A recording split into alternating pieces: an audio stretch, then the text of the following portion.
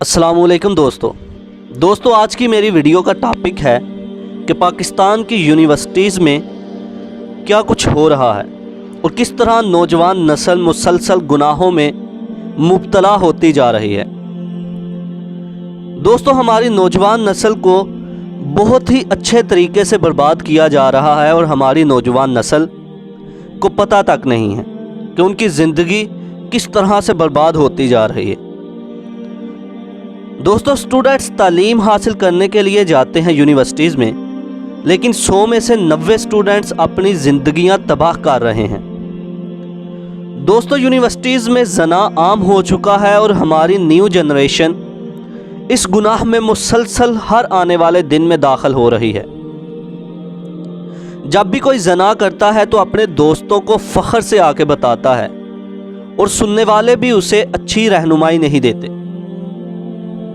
दोस्तों, ये new generation गुनाह को कुछ नहीं समझती और अगर इनको बताया जाए कि ये गुनाह है तो समझाने वाले को ये पुराने ख़यालात का समझने लगते हैं।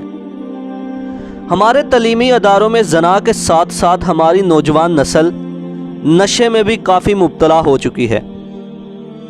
तालीमी अदारों में हमारी न्यू जनरेशन को फेमिनिज़म का नारा लगाकर तबाह किया जा रहा है, उनकी ब्रेन वॉशिंग की जा रही है। और दोस्तों, जहालत की इंतहा तो ये है कि ये उन लोगों को अच्छा नहीं समझते जो इनको रहनुमाई दें, जो उनको गुनाह में और अच्छे कामों में फ़र्क करके बताएं। और मुझे एक हज़रत मोहम्मद सल्लल्लाहु अलैहि वसल्लम की हदीस याद आती है। आप सल्लल्लाहु अलैहि वसल्लम ने फरमाया, कुर्बे क़यामत में जब फितने का दौर होगा तो मुसलमानों के लिए दीन पर अमल करना ऐसा होगा जैसे आग का शोला हाथ में पकड़ा हो, और फितने के दौर में बेहयाई आम हो जाएगी। लोगों के पास इल्म तो होगा लेकिन अमल नहीं करेंगे। तो दोस्तों, मैं आपसे ये कहना चाहता हूँ कि इस फितने के दौर में अपने आप को भी महफूज करें और दूसरों को भी महफूज करें। अल्लाह पाक मुझे आपको अमल की तौफीक अता फरमाए। आमीन।